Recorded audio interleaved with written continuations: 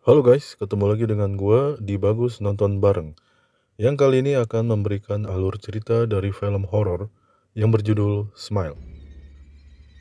Film Smile dirilis bulan September tahun 2022 dan diperankan oleh Sosie Bacon, putri dari aktor terkenal Kevin Bacon, memerankan Dr. Rose, Kyle Gallner sebagai detektif Joel, dan Jesse T. Asher sebagai Trevor, tunangan Dr. Rose. Film Smile ini menceritakan tentang seorang dokter psikiatri bernama Rose yang mengalami banyak hal aneh setelah menangani pasien dengan gangguan jiwa bernama Laura.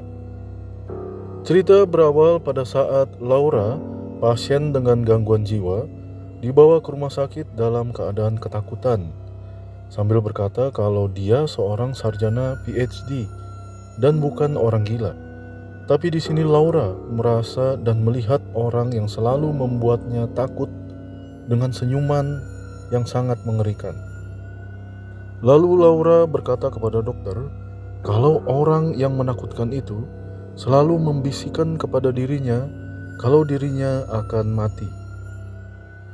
Dan tiba-tiba saja Laura terbanting ke belakang seperti melihat sesuatu di belakang Dr. Ross. Dokter langsung memanggil bantuan dan tiba-tiba Laura berdiri dengan tersenyum yang aneh dan memotong lehernya sendiri. Setelah kejadian itu, Dr. Ross mengalami hal yang aneh dan mengerikan. Yang pertama, di rumahnya.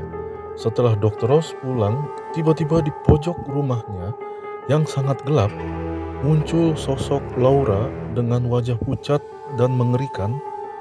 Tapi di sini Laura ditenangkan oleh Trevor, tunangannya. Hal aneh yang kedua dialami oleh Dr. Ross pada saat Dr. Ross sedang menyelidiki Laura di ruang kerjanya di pagi hari. Dr. Ross melihat dari jendela ke arah bawah, Laura sedang berdiri di pintu masuk rumah sakit dengan keadaan pucat dan mengerikan. Hal yang aneh dan mengerikan ketiga yang dialami oleh Dr. Ross pada saat dia mengontrol pasiennya dari ruangan ke ruangan. Dia melihat pasiennya yang bernama Carl duduk di ranjang dengan tersenyum yang sangat menakutkan. Di sini Carl menyerang Dr. Ross dan Carl langsung disuntik penenang atas perintah Dr. Ross. Selanjutnya Dr. Morgan, kepala dari rumah sakit, meliburkan Dr. Ross karena Dr. Ross terlalu berlebihan menangani seorang pasien yang bernama Carl. Jadi hanya penglihatan Dr. Ross kalau Carl menyerang dirinya. Keanehan keempat yang Dr. Ross alami adalah pada saat alarm di rumahnya berbunyi. Di sini polisi langsung menelpon karena sistem keamanan di rumah itu langsung terhubung oleh polisi. Tapi di sini polisi mengatakan hal yang aneh di telepon. Polisi itu berkata, "Apakah kamu sendirian di rumah?" Dan Dr. Ross menjawab, "Ya." Tapi dengan anehnya lagi, polisi itu bertanya, "Apakah kamu yakin? Coba lihat di belakangmu, Ross." Dan tiba-tiba telepon di ruangan itu berbunyi. Dan pada saat diangkat, telepon itu panggilan dari polisi. Dan Dr. Ross telah diganggu makhluk halus dan berpikir kalau dia telah menerima telepon dari polisi. Dan selanjutnya Dr. Ross mencari dan memanggil kucingnya yang ternyata telah hilang.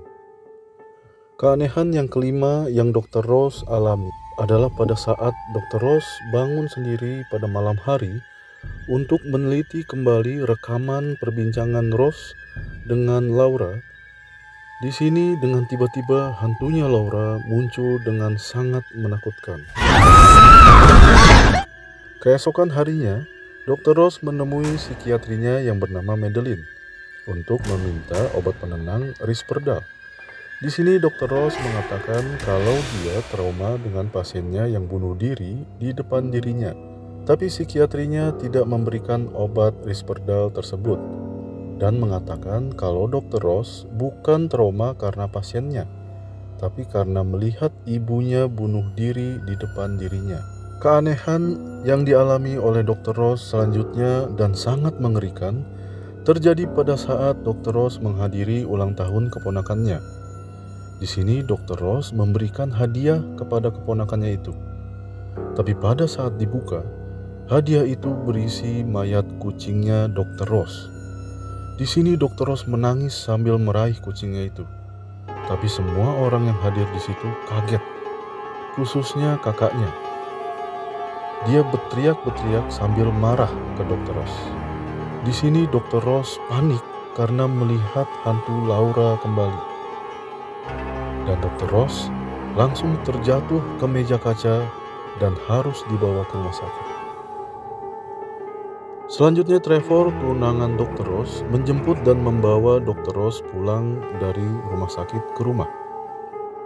Di rumah, Trevor dan Dr. Ross sempat berdebat. Dan Trevor takut dengan diri Dr. Ross. Trevor menganggap Dr. Ross sudah tidak waras. Keesokan paginya, Dr. Ross menemui istri dari Profesor Gabriel Munoz.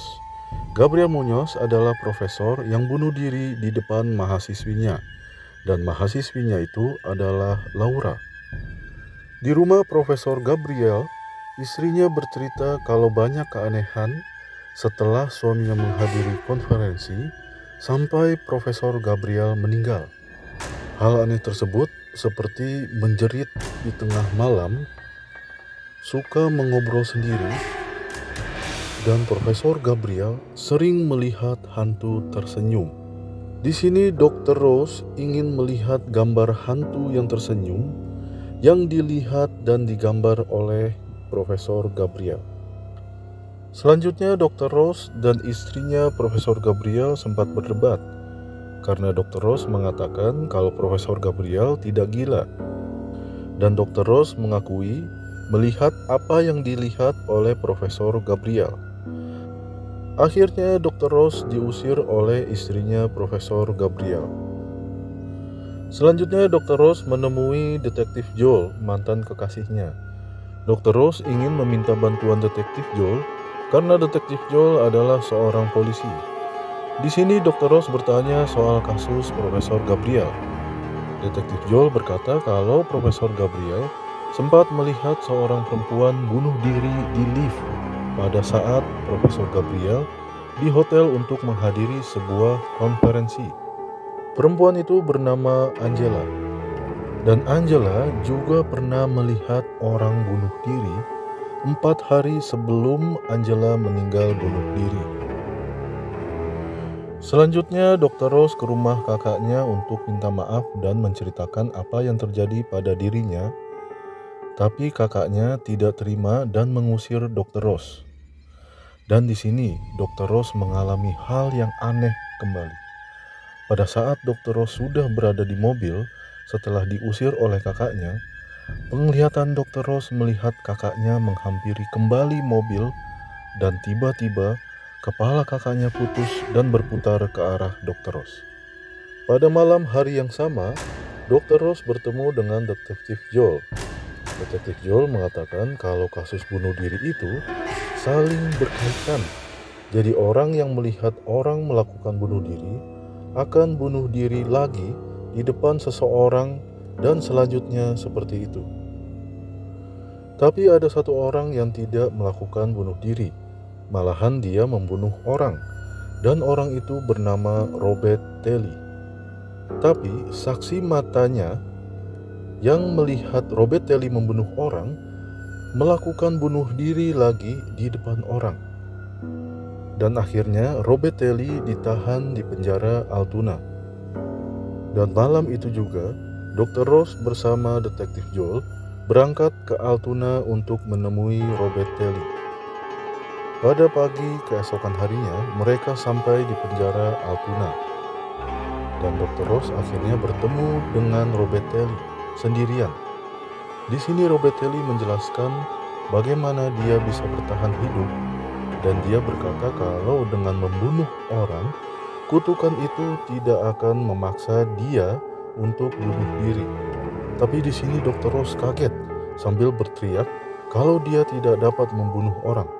Selanjutnya Robert Telly terkejut karena dia berpikir kalau Dr. Ross membawa kutukannya ke depan dirinya. Akhirnya Dr. Ross dan Detektif Joel diusir oleh Robertelli. Sesampainya di rumah, Dr. Ross dikunjungi oleh psikiatrinya Madeline. Psikiatrinya berkata kalau dia harus memastikan Dr. Ross tidak membahayakan dirinya dan orang lain. Tapi tiba-tiba, pada saat Dr. Ross dan psikiatrinya itu sedang berbicara, telepon berdering dan Dr. Ross langsung mengangkat teleponnya. Tapi di sini, Dr. Ross terkejut karena telepon tersebut dari psikiatrinya yang bernama Madeline. Padahal psikiatrinya sedang duduk di depannya dan mengobrol dengan dirinya. Dan dengan tiba-tiba, psikiatrinya itu tersenyum sangat menakutkan sambil berkata, "Sebentar lagi." Jadi psikiatri yang ada di depannya itu adalah sosok iblis yang menyerupai manusia. Selanjutnya Dr. Ross pergi ke rumah sakit dan membawa pisau lalu membunuh Carl, pasiennya, di depan Dr. Morgan. Tapi tiba-tiba Dr. Ross terbangun masih di dalam mobil, dan pada saat dia membunuh Carl, pasiennya itu, sebenarnya Dr. Ross sedang bermimpi. Cerita berlanjut pada malam hari. Di sini Dr. Ross pergi ke rumah orang tuanya yang sudah hancur berantakan. Dr. Ross berpikir kalau dia akan menghapus memori kelamnya di masa lalu dengan menghadapi apa yang dia takuti selama ini. Dan akhirnya, pada saat malam hari, Dr. Ross bertemu dengan hantu ibunya yang tiba-tiba berubah menjadi raksasa setinggi rumah. Dan Dr. Ross segera membakar iblis dan rumah itu. Selanjutnya Dr. Ross keluar rumah yang terbakar itu dan pergi ke tempat Detektif Joel. Di sini Dr. Ross menceritakan semuanya ke Detektif Joel dan dia sangat menyesal telah meninggalkan Detektif Joel dulu. Dan tiba-tiba semua yang ada di dalam apartemen Detektif Joel menjadi gelap, serta Detektif Joel yang berdiri di depan Dr. Ross tiba-tiba tersenyum yang sangat menakutkan. Jadi, yang Dr. Ross berpikir semua sudah selesai dengan membakar rumah tersebut, ternyata semua itu hanya ada dalam pikiran Dr. Ross. Sebenarnya, Dr. Ross belum keluar dari masalah dan rumah itu. Selanjutnya Dr. Ross keluar berlari dari apartemen Detektif Joel. Dan tiba-tiba, Dr. Ross berada di depan rumah orang tuanya. Lalu Dr. Ross juga dikejutkan oleh keberadaan Detektif Joel yang baru tiba dengan mobilnya. Di sini Dr. Ross langsung masuk kembali ke rumah itu karena dia tidak mau melibatkan Detektif Joel. Dan akhirnya iblis itu masuk ke tubuh Dr. Ross dan dia bunuh diri di depan Detektif Joel dengan membakar dirinya. Dan film ini selesai.